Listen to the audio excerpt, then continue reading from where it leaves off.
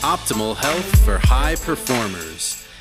This is the Health Upgrade Podcast with Dr. Nawaz Habib. Hello, everybody. Welcome back to the Health Upgrade Podcast. I'm here with my co-host, JP. How are you, sir? I'm doing well, thank you. And we are honored to have a wonderful guest today, Dr. Aimie Apigian. We are honored to have you here. Thank you so much. I'm excited for this. Given the work that you do, this is going to be a great discussion. I'm really honestly excited about this because I don't think people talk about this enough. And I think you're going to appreciate this. I have a fun little story. I was on a flight going to New York just about a month ago.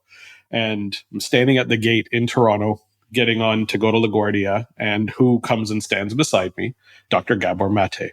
And the most random occurrence of my life, literally stands beside me. And I turn over and I say, does nobody else see what's happening here? Dr. Gabor Mate is standing beside me. I need to share this with the world. So I turn and I said, Dr. Mate, and had a wonderful conversation as we were entering the plane. And I talked about the fact that I practice functional medicine and everything related to the vagus nerve. And he said, are you talking about trauma enough when it comes to the work that you do with your clients? And I said, that's really what I'm trying to do, is to bring this concept of the breakdown of the body based on traumatic incidents that happen in people's lives and the effect of this. And then soon after, we briefly met at the IFM conference, which was very exciting.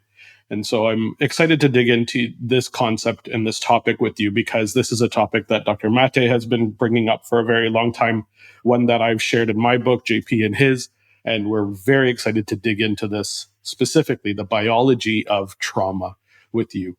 Your book is coming out very soon, so we're really excited to dig into this topic and to understand what are the biological effects of trauma. Before we do, I want to understand your story. So what brought you into this realm? What was your journey into understanding the fact that trauma has a very important biological mechanism within it? Yeah. And thank you for sharing that story about Gabor. It's for me, it's still this stunning moment when I, come across him in the hallway, for example. That happened to me in the last few months. And I was just like, is this happening? Is this for real? But he personally has actually made such a difference on my journey. And he was the one who helped me understand the trauma behind my conditions, my health issues, and then was the one who inspired me to go into addiction medicine as I decided to study trauma. So he personally has made such a big impact on my journey. And so it was quite an honor for him to write the foreword to my book and to say the things that he said about this idea of the biology of trauma and the importance of this in medicine. So with that, going back into kind of the story of how did I even get here? I was on a very conventional medical school training path. And it was, in fact, I was so involved in the science. I love the science. I love understanding how things work. And so I actually did a master's in biochemistry in the middle of medical school. And it was coming out of that there was this gap between finishing that and jumping back into the third year of medical school. And I decided that I wanted to make a difference in the world with how I can, and decided to foster parent. Did not intend to adopt, did not intend for that experience to change my life, but that's exactly what happened, both of those things. And the social worker called me and said, we have a 4-year-old and he needs a home. And it was just an immediate yes for me. I didn't need to know anymore. I was very naive at the time of just the impact that trauma can have on someone. I thought that by taking him out of that environment and giving him love and stability, that he would rise above his childhood. And I have come to understand differently about trauma and its lasting effects on the body when we haven't known how to repair. And so he really became my first teacher. And it was to such a degree that, he was living every day still with a hypervigilance and raging and a lot of anger and outbursts and emotional dysregulation, and nothing was working. And so that led me on this journey to try to figure out what was I missing about him and his past. What was I not giving him now that would make a difference? Or was this the best that I could expect? And honestly, that was the message that I was getting from even the experts around me. This was the best that you can expect. This is just what happens when people have been through trauma and in the foster care system. You can expect him to be in juvenile detention center by the time he's 15. You can expect him to be addicted to substances by the time he's 20. You've signed up for a hard life as a mom. And I decided to try to find and create a different life for him, a different future for him. And it took me to places that I never would have been open to, given that I was so blindfolded this is how we do medicine. This is how the body works. This is what is needed. And now that nothing was working, I now became open to anything that showed evidence that it was working. I'm so grateful for that experience. I'm so grateful that he was so severe that it forced me out of this shell, out of this framework of thinking, because it ultimately has led me to my purpose in life. And the result was it left me drained. It left me burned out because I didn't know how to manage my own nervous system. And it took me into then chronic fatigue and autoimmunity and being on 2 mood medications myself and getting stuck on those. And I'm like, this is not the way that life was supposed to go. What's happening? But again, not finding answers, it led me still to this idea of I need to go out and I need to find what's actually working. So that's how I found Gabor Mate. That's how I found functional medicine. That's how I then started to even go into trauma therapy trainings in order to now what I understood, I've got to do my own trauma work, and it's not talk therapy. I know that it has its role, but that's not going to be enough to reach the cellular level and reverse this chronic fatigue and autoimmunity that I've developed. And I don't want this to be the rest of my life. Again, I'm not going to settle that this is what it means for the rest of my life. It's such a common journey that... Right. It's such a common journey. And this is where it's like now being able to look back, the only reason why I do what I do, and I'm sure it's the reason why you do what you do, is because we have a message of hope. So let me ask a question, which I always come back to the fact that human beings are the product of billions, but at least tens of millions of years of evolution. And that pretty much every weakness that we have has been sort of bred out of us. And yet there must be something that is still fragile or weak within us that is allowing trauma, which, as you said, occurs so frequently to people, that it has such a lasting effect. There either has to be a biological need for us to have this trauma, have this effect on us for a survival reason, or there's some way that we're just not tapping into that our bodies have to recover from it. And that somehow in modern life, we've sort of put barriers to our own ability to recover, and that we're sort of rediscovering the ways that the body has to recover. I often talk about this in context of things like medications for cholesterol levels. It just doesn't jibe with me that cholesterol levels that 95% of the people in the world have are somehow unhealthy. No, we just have the wrong range of cholesterol levels that we consider healthy. But how do you square this idea that so many people are suffering with this, so many people are having a difficulty breaking this cycle, and yet that should be something that we are capable of doing almost instinctively? And I believe that we are. I believe that we get in the way. Right. Well, that was my set, so I'm giving you the chance to spike the ball here. So. I love it. And this is like the topic that lights me up. I love to talk about this more than anything else because it allows a person to have the hope that it is possible. Your body is designed to recover. Your body is designed to actually live its best life. So we just need to get out of the way and know what we're doing to block that process.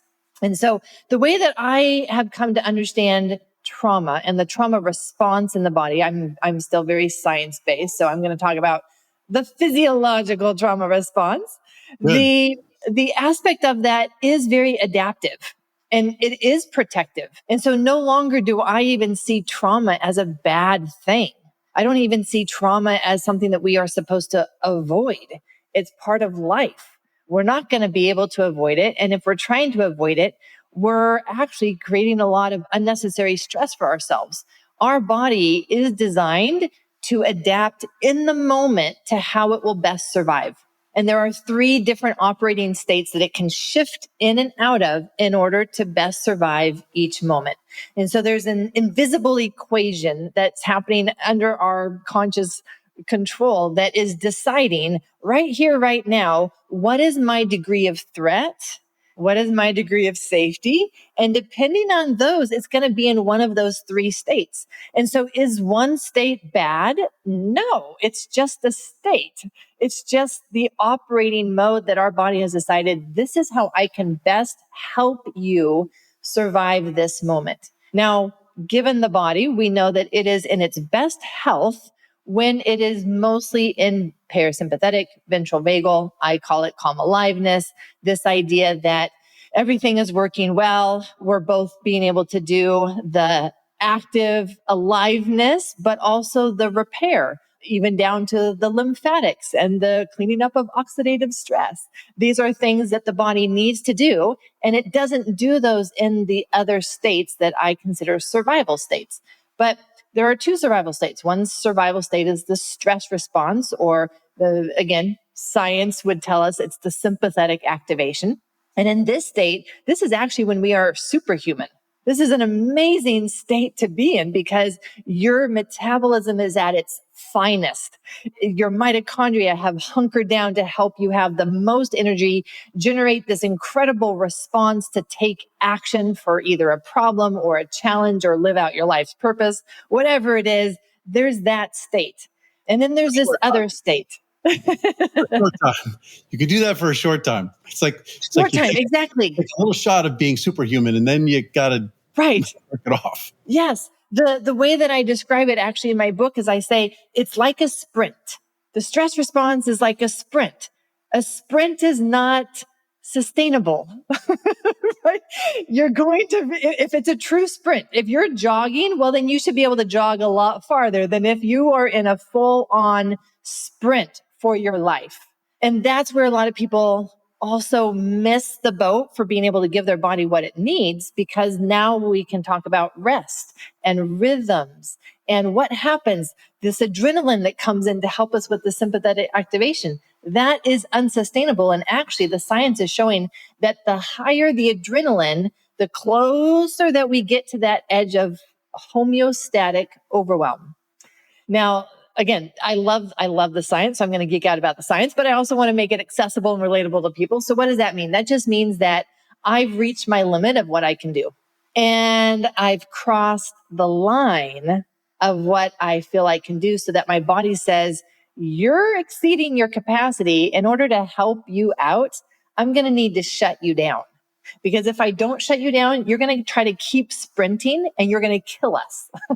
So in my wisdom, I am going to shut you down. It's like if we were driving a car, our body is able to pull on its emergency brake. Now, this is crazy because we can still have our foot on the gas pedal, and most people still have their foot on the gas pedal while their car or body has pulled on the emergency brake. The gas is ineffective, but it's still creating adrenaline and cortisol.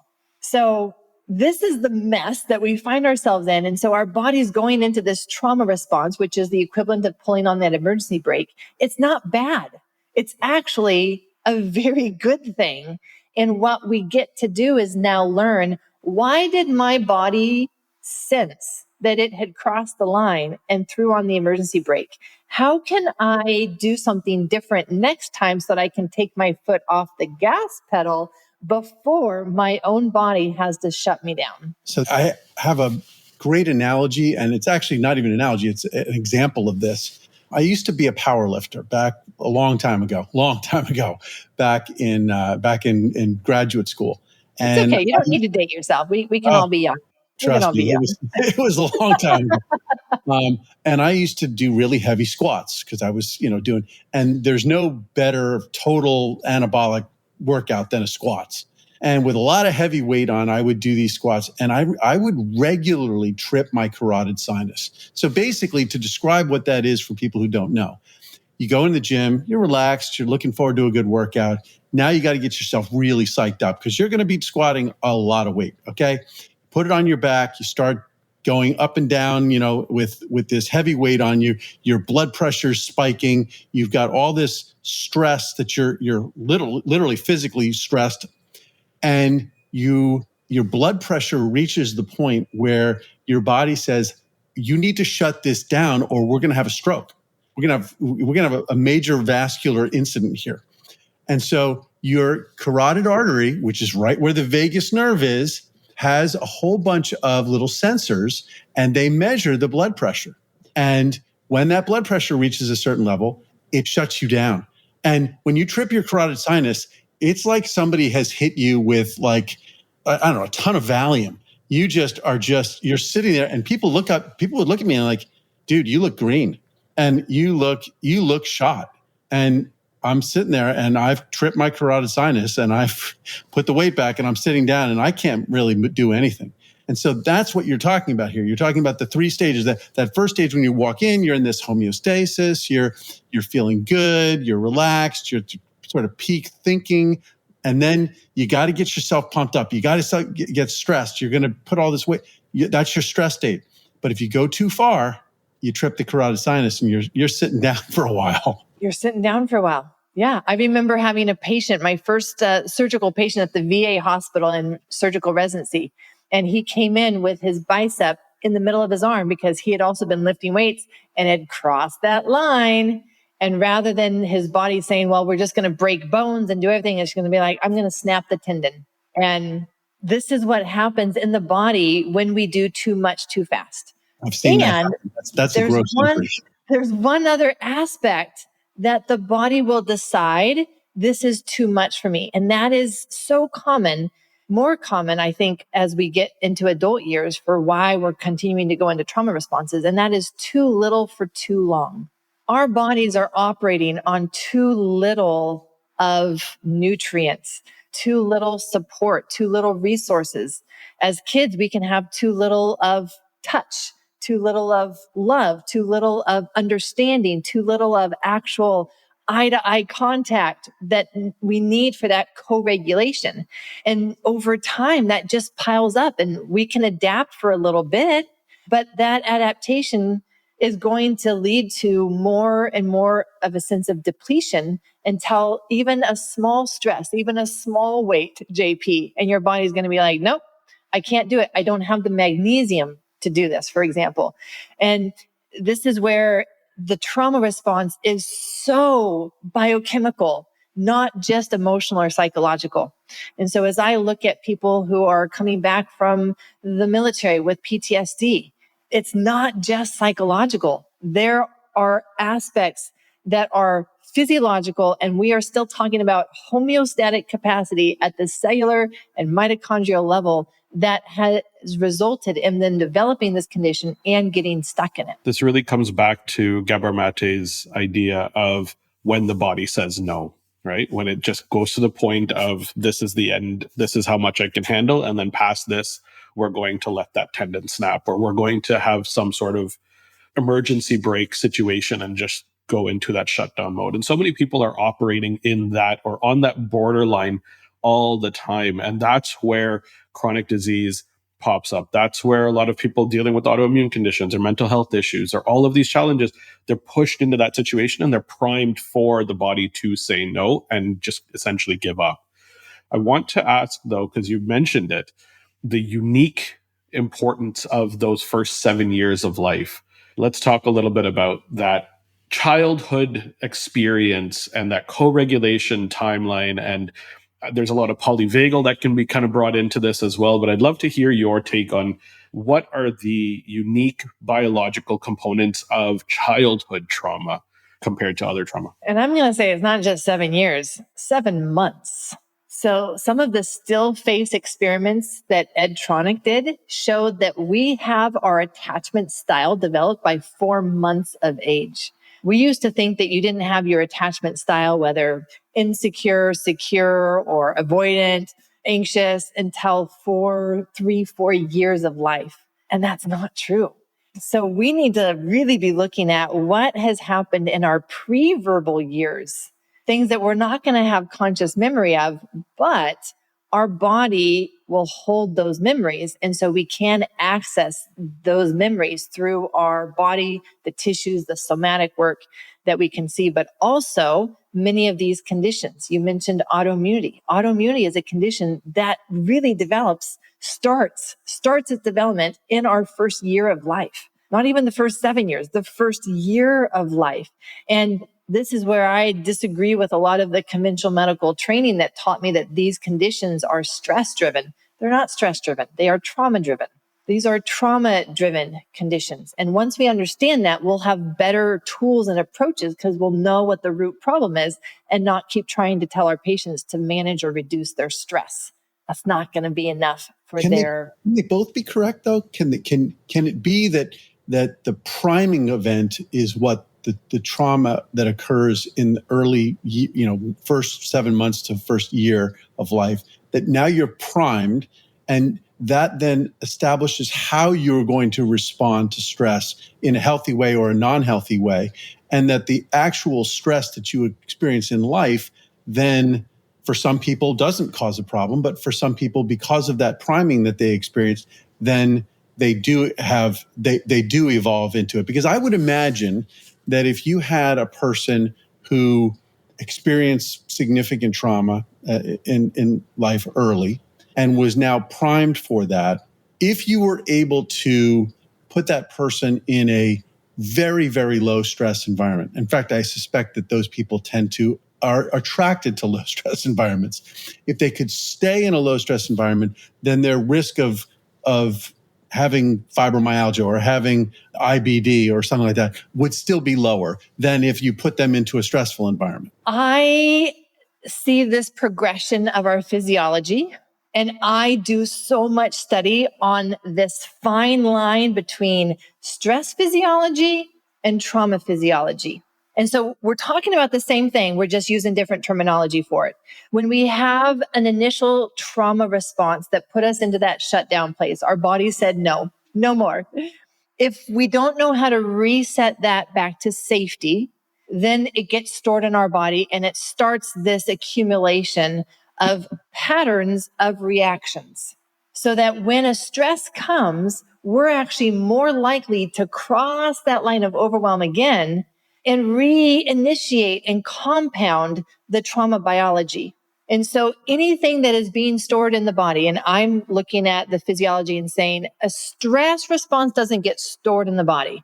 A trauma response gets stored in the body because the stress will either complete itself, which means return back to safety, or it will cross the line into trauma. That's the only two end results of a stress response, either complete and you've come back to safety, or you don't complete and you go into the trauma response. So that's then what gets stored. And once we have that pattern, that memory and that damage that starts to accumulate, our capacity is less. So the next time that we go to the gym or the next time that life throws us an unexpected curveball, when the next wave comes, we're not having the capacity and we respond in a way that puts us not just in stress, but all the way over that line into overwhelm. And so I look at autoimmunity and its flare-ups as a disease of overwhelm. When someone has these patterns, likely from their childhood,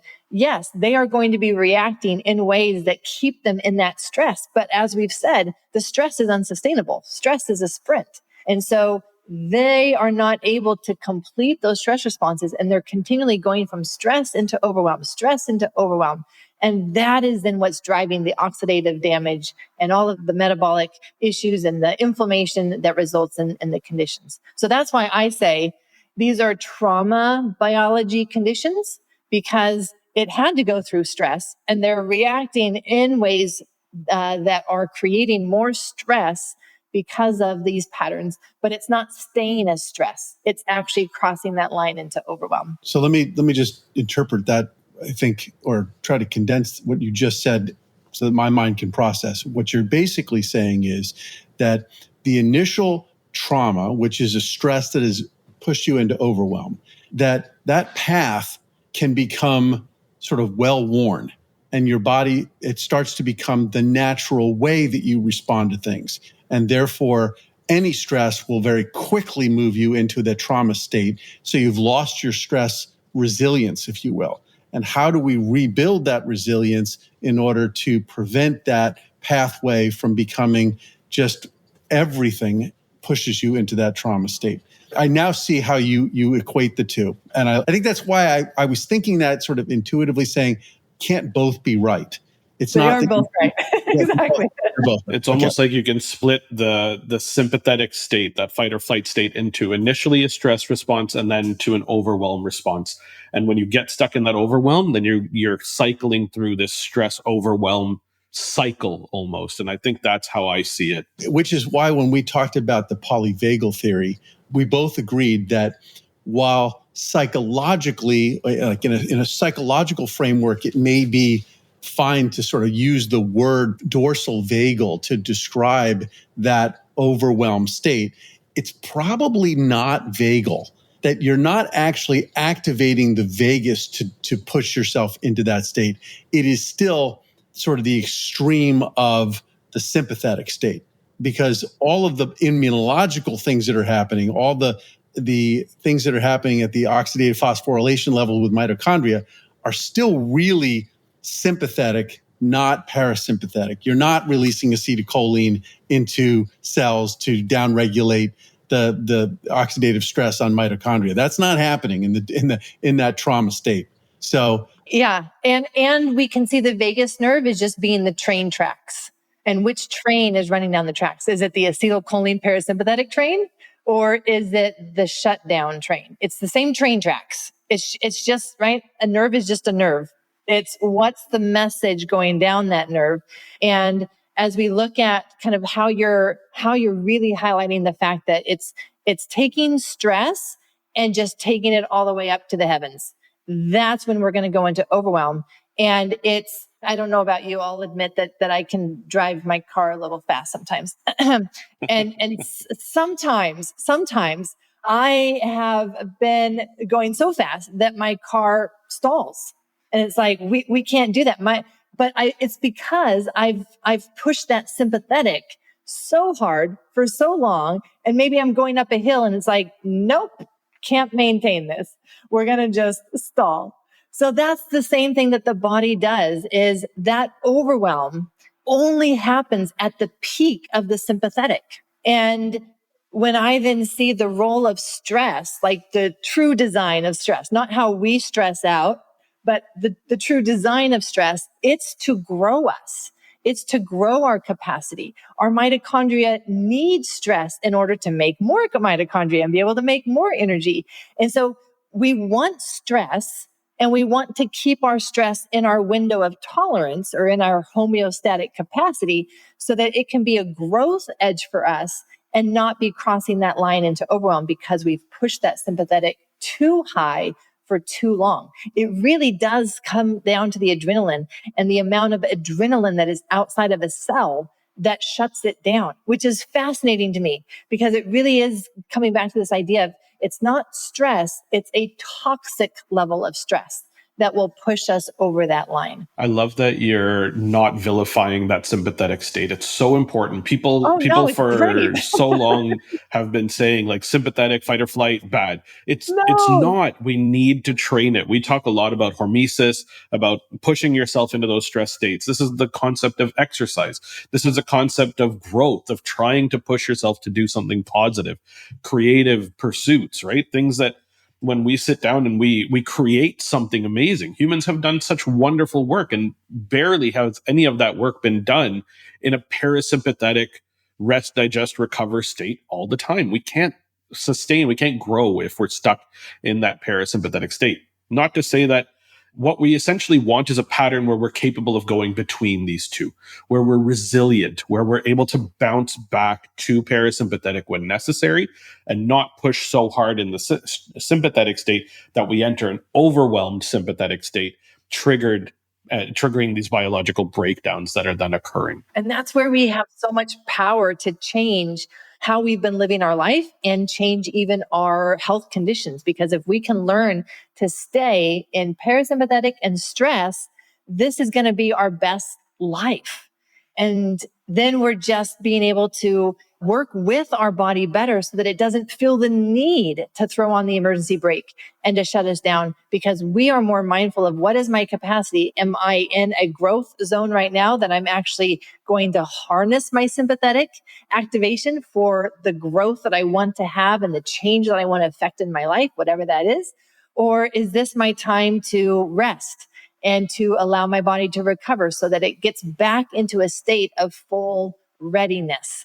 That's a key word that I describe, is this sense of readiness, because I've been in those situations where I wasn't ready. And because I wasn't ready, it was a trauma for me. It was the year 2011, and I was visiting my sister in Hawaii. She was in the military, based in Hawaii. And so we go out to the North Shore one day, and me thinking that I can do it all. I am always superhuman. I go out into the waves on the North Shore, and soon enough came this big wave that I was not ready for because I had not recovered from the last wave. And because I wasn't ready, this big wave took me and spun me and threw me into the bottom of the sand, and I broke my collarbone. There were a couple of people that day that did not walk away from that beach alive. The waves were so big, and it's just this sense of they weren't ready.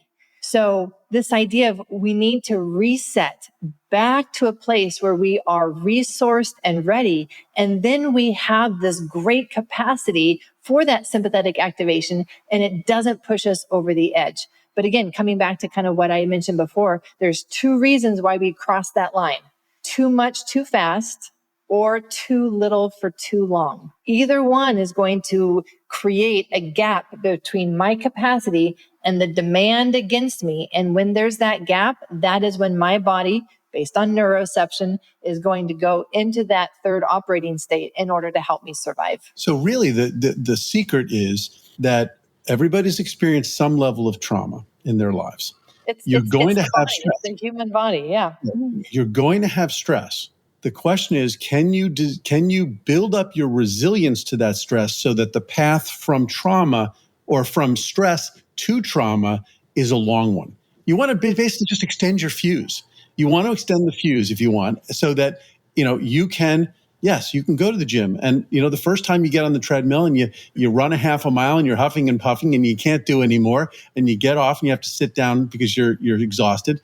The next day when you come back, you can get a nice meal, have a nice, shower, hot shower, whatever, cold shower, sleep. You come back to the gym the next day, you can run 3/4 of a mile. And you do that, and then next week it's a mile. And then before you know it, you're running 10 miles, and you think to yourself, boy, 10 miles. If I had tried that 2 years ago or a year ago, I would have died. And the truth is, you probably would have. You would have. But you've built up that resilience. You've got the resilience. The capacity, yes. But let me take this potentially in a place that I think you like, but we'll see, maybe not.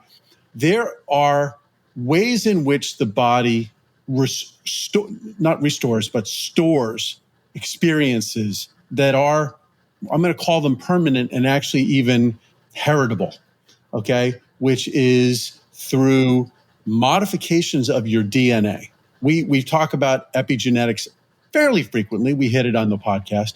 Let's talk about how trauma impacts. We've talked about mitochondria. We've talked about, the release of acetylcholine versus epinephrine. What's happening at the cellular level genetically when you experience trauma? Because those genetic marks can be passed on to your children. So it's what happens when you're young can impact your kids and your grandkids and your great-grandkids. How has your research sort of enlightened us about that? When I was in college, I worked in Larry Loeb's lab. He was at the University of Washington, a big cancer researcher, and he got me started on looking at DNA repair after damage. And then that became my master's in biochemistry, simply studying DNA damage and its repair. So as I then started to study the impacts of trauma on the body, and I started to see that this thing called oxidative stress seemed to be at the center of the conversation. I couldn't get around it. I was not surprised because I knew that even at the DNA level, there's a breaking point. We create oxidative stress all day long. It's part of making energy, ATP. It's the exhaust that comes out of a factory. It's the exhaust that comes out of our car by combustion. It's just a natural byproduct, and our body is designed to clean it up. It has built-in mechanisms. In fact, it's so important that it has multiple mechanisms that will cover for each other if any one of them is just not working as well. That's how important this repair of oxidative stress is. But what happens is that as people accumulate trauma and they live more and more of their life in the stress mode or even in that shutdown mode, their repair mechanisms are not online. That's one of the things that gets deprioritized when survival is at stake. That repair happens in parasympathetic.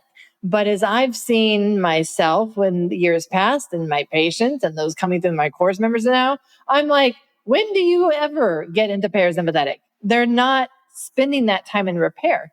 And the impact of that is on our DNA. It's not just our DNA, but the oxidative stress, even just that our mitochondria produce in their production of energy, if it's not cleared out, it goes and leaks into our nucleus around our DNA. It causes DNA damage. Normally, that would not be a problem because, hey, if we're sleeping well, if we are taking a well nutrient-dense diet, we have the resources, we are giving ourselves that time in parasympathetic, we're going to be fine.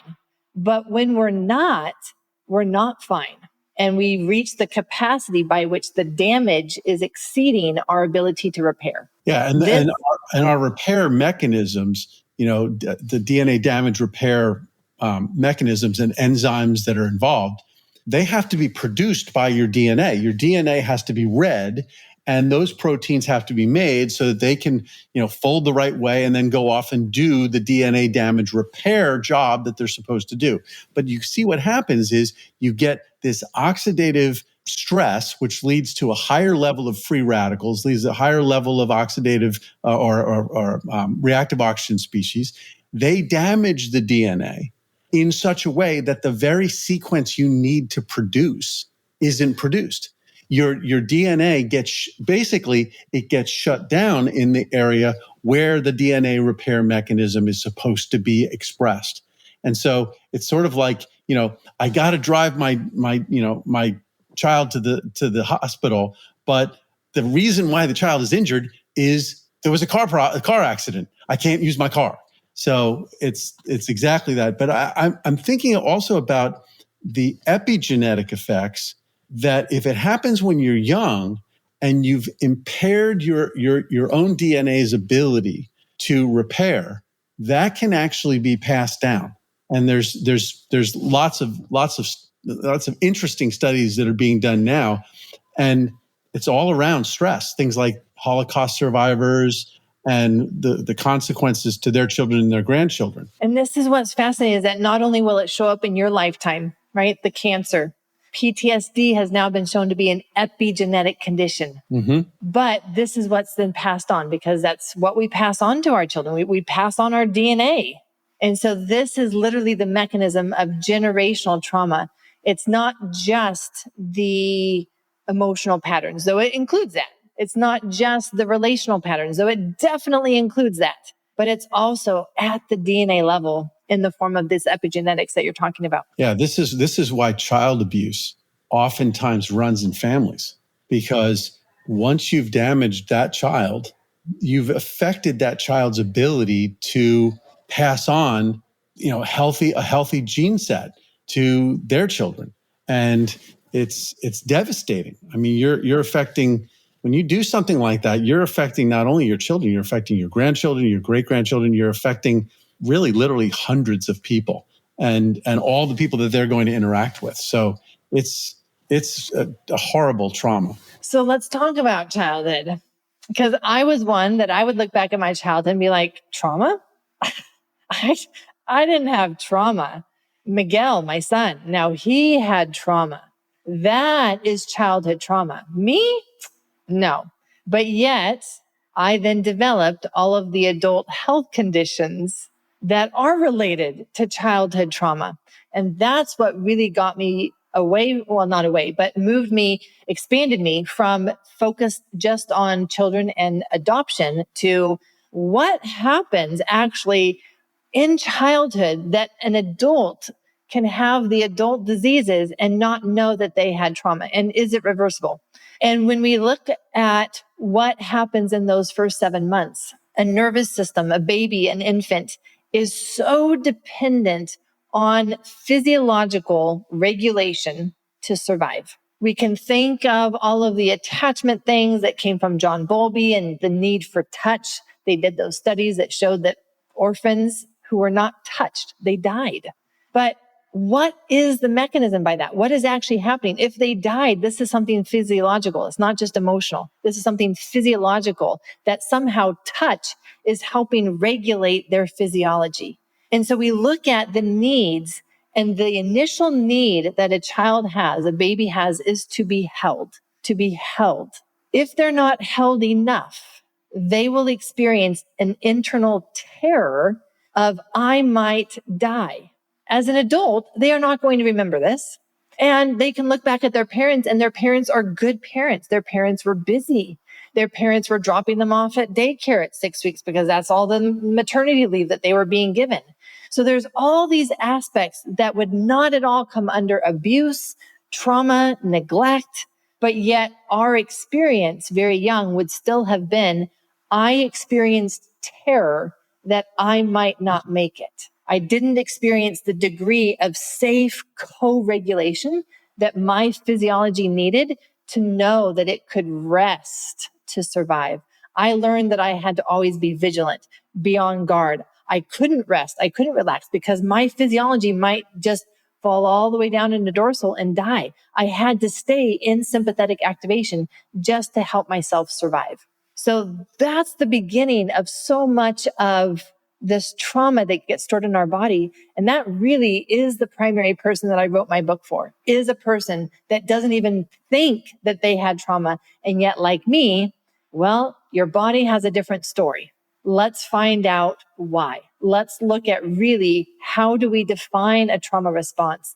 Because it doesn't always look like this big, major disaster or big abuse or neglect.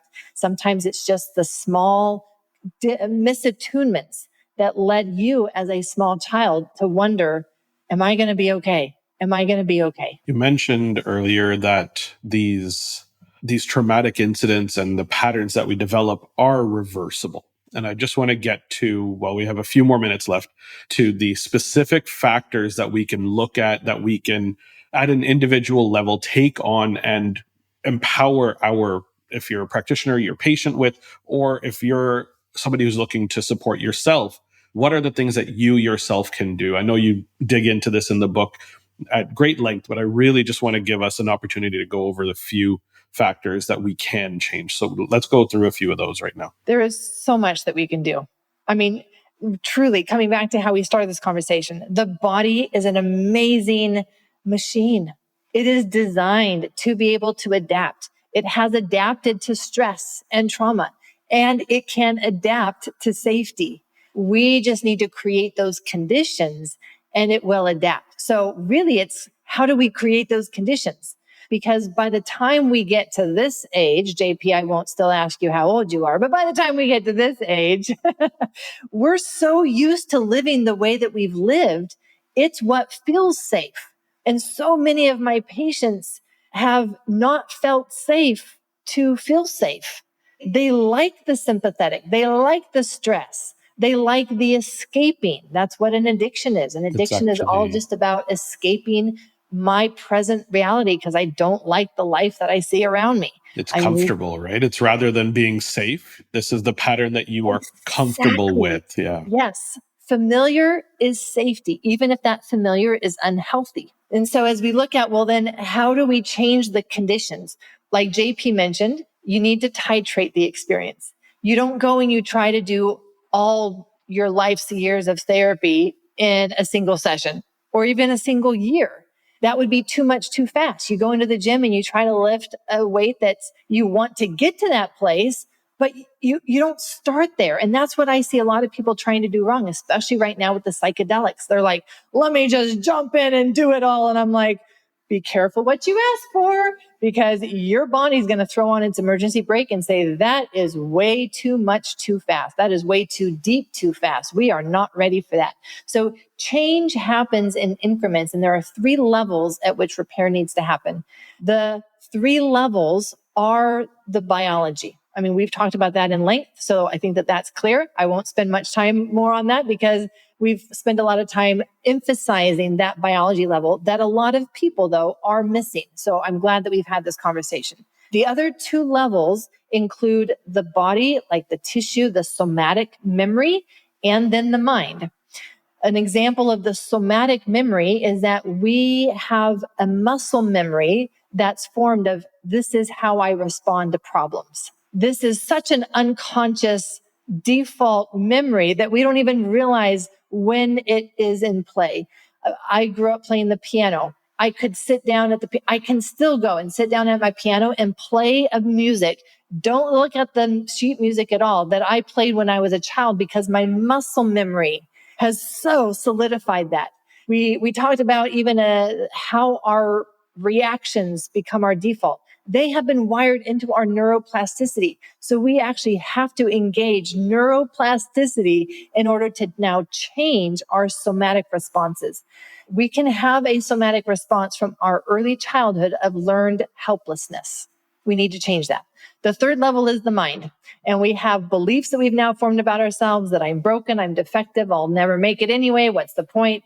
I work with those beliefs and thoughts through parts work. There is a part of me that can feel hopeless. There is a part of me that wants to accomplish the big things and so pushes me sometimes beyond my limit. So that's how I choose to do the mind level repair, where we're actually repairing and changing the thoughts and beliefs that can still trigger our biology and put us back into those stress responses. I love this. I think you've really hit these exact points that we try to get down to, and you've put them in a beautiful little package here.